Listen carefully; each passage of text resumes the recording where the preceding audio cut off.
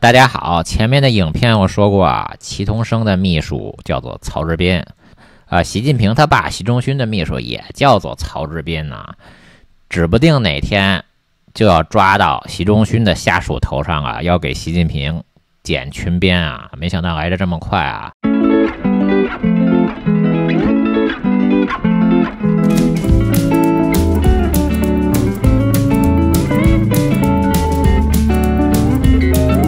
杨发森主动投案，窦万贵也抓了，都是习仲勋的老部下提拔的官员啊，这些都是习仲勋的老部下提拔的官员啊。首先是杨发森就主动投案，那杨发森是青海的政法委书记、副部级啊，敢给杨发森通风报信的人是谁啊？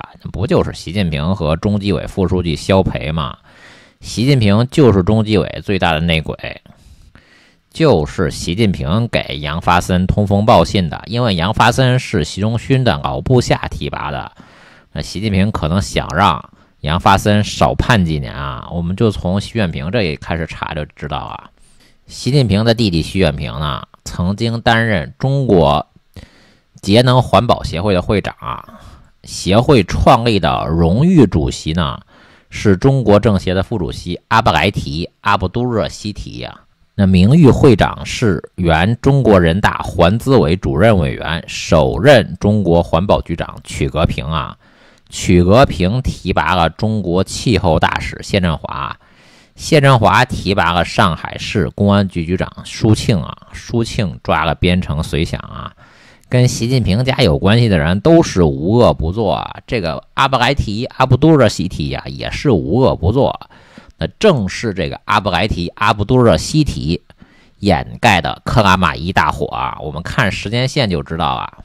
克拉玛依大火呢是1994年12月，新疆的前任书记呢宋汉良是1994年9月就被免职了，就是在大火发生之前呢，宋汉良离任是在克拉玛依大火之前呢。而且应该宋汉良其实1992年下半年他的身体就不行了，生病了。当时新疆的一把手实际上就是阿布莱提·阿卜杜热希提啊，因为宋汉良他没法主持工作了，这是习远平的生意伙伴啊。这当然他肯定不是习远平的人啊，就是他爸习仲勋提拔的官员啊，肯定是习仲勋的人啊，习远平背书的。这个阿布莱提·阿卜杜热希提这么坏，你说习仲勋他能是好人吗？大外宣他怎么洗的脑？这习近平这钱真没白花啊。习仲勋他本来就是西北局的书记，因为刘志丹的小说呢被打倒。那康生说毛泽东背书的，说习仲勋用小说反党是一大发明，把习仲勋打倒就是毛泽东要整周恩来，因为习仲勋是周恩来的大秘，当了10年啊。当然了，这毛泽东他不是好人，不能证明习仲勋就是好人，那都是黑社会，都是共匪，那就是互殴啊。常识就是你在街上看到两拨黑社会打架，你不能说砍翻在地的黑社会他就是好人，对不对？他就不是黑社会，那被砍了他还是黑社会。习仲勋1980年代复出之后呢，他的权力没有薄一波那么大。薄一波是中顾委的第1副主任，差不多是1980年代的中国的第5号的政治人物，那排在邓小平、陈云、胡耀邦、赵紫阳的后面呢。薄熙来他爸薄一波呢，差不多就相当于今天蔡奇的地位。那习仲勋就差远了，他就相当于现在一个政治局委员。习仲勋这政治势力不多，但也不是没有。那现在发现的习仲勋的下属的下属，现在还存在在政坛上的就是新疆和陕西啊。就从阿布莱提·阿卜杜热希提开始呢，这5个新疆主席啊，应该都是习包子派系的。阿布莱提·阿卜杜热希提啊，这是习远平背书的。司马懿、铁力瓦尔蒂呢，就是阿布莱提·阿卜杜热希提的大秘。那努尔白克力呢，就是赵乐际抓的。这看看这赵乐际他抓了多少习近平的人呢？还能说赵乐际是习近平的人？这是真能扯啊！努尔白克力呢是王怀玉的秘书，王怀玉死的时候呢，常委只有习近平表示哀悼，可能是王怀玉这级别不高还是怎么回事啊？他就是一个副部级嘛。王怀玉是陕西绥德人，习仲勋曾经担任陕西绥德的地委书记。那后面这个新疆主席呢，雪克莱提、扎克尔啊，都能和习近平、习仲勋找到关系啊。雪克莱提、扎克尔一家子老共匪啊。雪克莱提、扎克尔的爸爸叫做阿卜杜拉·扎克洛夫，是新疆政府的首任秘书长。当时新疆政府里面还有一个人，就叫做邓丽群呐，左王啊。邓丽群在文革之后就是耿飚提拔的，习近平就是耿飚的秘书。这习近平跟左王邓丽群他是一家人啊。所以他天天开倒车，你包括北京日报的梅宁华、出名的左，都是和习近平一个派系的。习近平之所以开倒车，是为了他这个政治集团的利益服务的。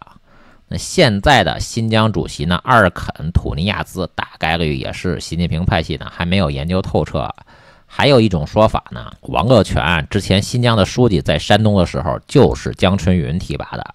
如果这种说法准确的话，那因为江春云他就是陈云和李鹏的马仔啊。朱镕基的马仔金仁庆在自己1楼的家里的阳台上烧书啊，焚烧图书都能把自己烧死，还能让自己和江春云啊、张玉军死在同一天啊，多神呢！2021年的8月28日了，如果王乐泉是江春云提拔的话，那新疆就更是习近平的全家桶啊。我们看新疆书记啊，这个宋汉良啊，应该就是胡耀邦提拔的。我们看1985年这个时间点，猜就知道是胡耀邦提拔的。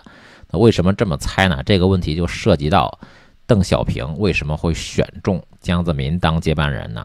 他为什么会选中胡锦涛当接班人呢？应该展开的讲一下。那简单的说，就是当时胡耀邦当总书记的时候，大部分人就是胡耀邦提拔的，少部分人是邓小平和陈云提拔的。邓小平是真的放权啊，不是那么练权。这是改革开放中国经济发展的重要原因呢。后来赵紫阳当总书记，陈云当中顾委主任的时候呢，大部分官员就是赵紫阳或者陈云提拔的。因为你到了今天，中国的政坛上还有很多官员，他是胡耀邦下属的下属，或者是陈云下属的下属啊。邓小平如果特别的抓权，那现在怎么可能还有胡耀邦或者陈云的徒子徒孙呢？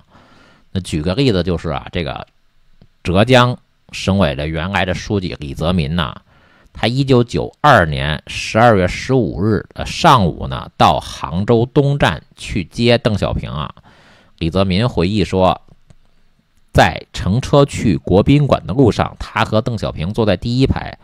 邓小平问他说：“你是哪里人啊？”他说：“我是四川人。”邓小平说：“那我们是老乡啊。”这个李泽民就是陈云的马仔啊，是陈云提拔的，大概是1988年开始担任浙江的省委书记。李泽民提拔的吕祖善后来和习近平搭档啊，习近平担任浙江省委书记，吕祖善担任浙江省长啊。李泽民1988年担任浙江省委书记，到了1992年12月，他第一次见到邓小平啊。邓小平连李泽民是四川人都不知道，这个应该是真实的情况吧？邓小平没有必要装作他不认识李泽民啊。这个就是这么一个例子，证明邓小平真的不是特别的迷恋权力啊，不然不可能到现在还有胡耀邦或者陈云提拔的官员啊。因为李泽民一个浙江的省委书记都当了4年了，邓小平还不知道李泽民是四川人，他是邓小平的老乡啊，所以不用细看啊。这个宋汉良十有八九是胡耀邦提拔的，那王乐泉就据说是江春云提拔的，那就是陈云和习近平这个派系的。张春贤可能不是习近平派系的，陈全国大佐啊，这是李克强派系的。还有人莫名其妙的说陈全国是江派，陈全国是河南的赵紫阳的老家吧。马兴瑞这是习近平派系的。我们看地图啊，新疆啊，阿克苏、塔城和克拉玛依啊，这3个地级市的官员呢，大概率是习近平派系的。如果是从这3个地级市出来的，因为中国任何一个正部级的单位啊，都不可能只有一个派系，新疆不可能只有一个派系啊。但是一个地级市如果只有一个派系，还是有可能的啊。所以我们就看这个窦万贵啊，2001年2月，窦万贵担任新疆维吾尔自治区塔城地区托里县的县委书记啊。当时塔城的地委书记是唐定邦，唐定邦是2000年4月担任地委书记的。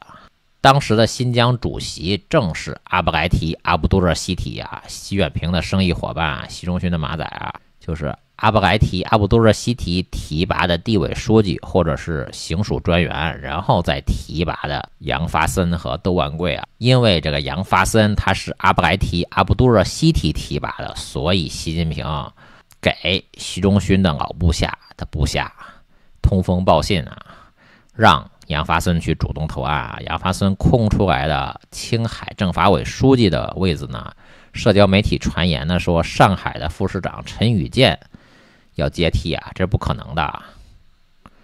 陈宇健就是韩正的马仔，不可能被提拔。韩正担任中国的国家副主席已经坐实了，韩正是习近平的马仔啊。大家想想，为什么韩正要担任中国的国家副主席呢？韩正看起来不太起眼呢，感觉没有得罪那么多人啊。那王岐山担任国家副主席，大家都能理解啊，因为他得罪太多人了，所以要担任国家副主席保命啊。这韩正他做个什么缺德的事儿，还需要担任国家副主席呢？他不能踏实退休呢？那陈宇健也快要抓了，还想提拔青海政法委书记呢。陈宇健在上海市政法委的时候，当时的主任是周波，周波传言好几个月要抓了，也不知道为什么还没有被抓。周波曾经担任上海鲁碱化工股份有限公司的副厂长、总经理助理呢。韩正曾经担任上海市化工局的团委书记呢。周波2008年2月担任上海市发改委主任呢，当时的上海市长正是韩正啊。2011年12月呢，39岁的陈宇健担任上海市杨浦区的副区长啊。当时的杨浦区委书记陈寅啊，已经失踪好久了，应该是抓了，但是没有公布啊。陈宇健有周波和陈寅这么两个老上级，还想被提拔呀？这不抓就不错了。好的，谢谢大家。